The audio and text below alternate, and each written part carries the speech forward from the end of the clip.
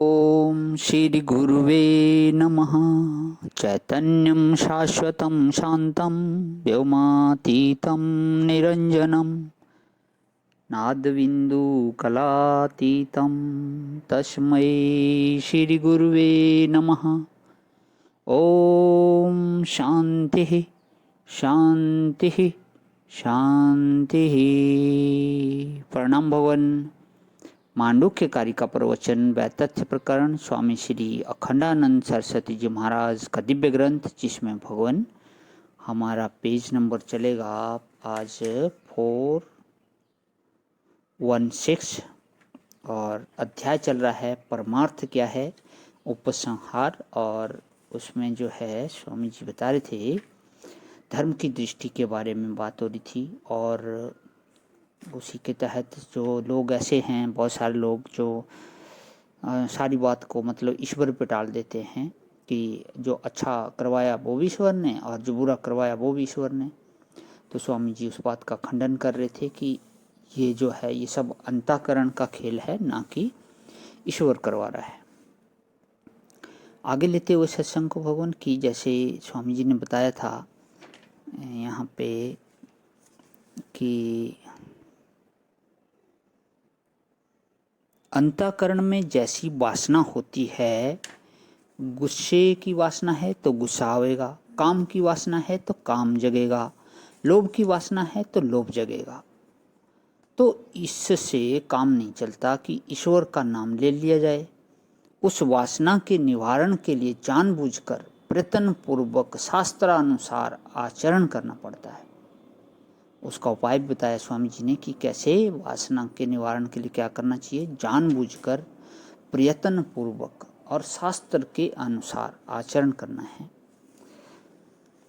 एक बहुत भ्रष्ट पुरुष था, उसके बारे में गांव में यह अफवाह थी कि यह बहुत ही बुरा आदमी है, लेकिन उसको 12 ग्रंथ गोस्वामी तुलसीदास जी के याद थे और कोई भी बात उससे करो तो बस तुरंत चौपाई बोलने लग जाए।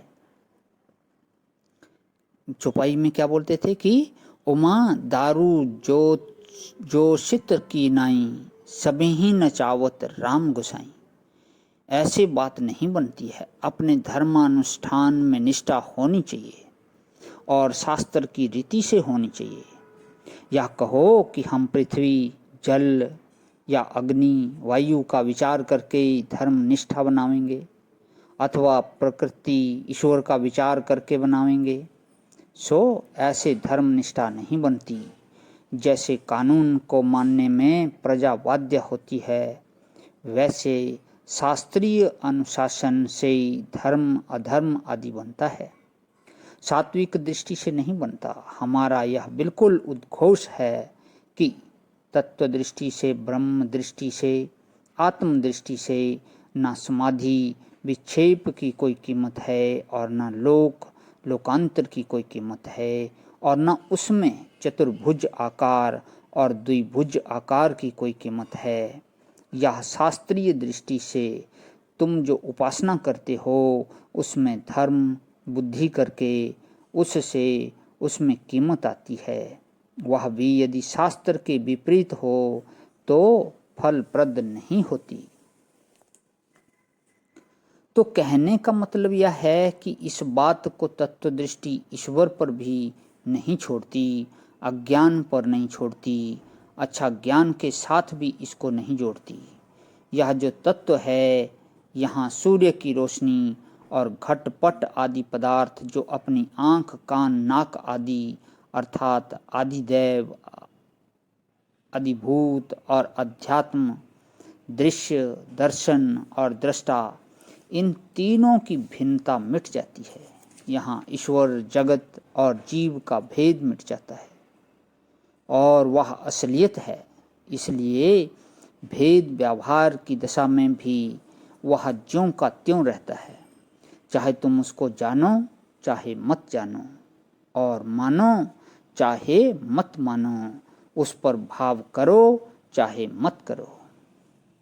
यदि याद आवे चाहे नहीं आवे, उसकी याद आवे चाहे नहीं आवे, वह चीज़ ज्यों की त्यों है।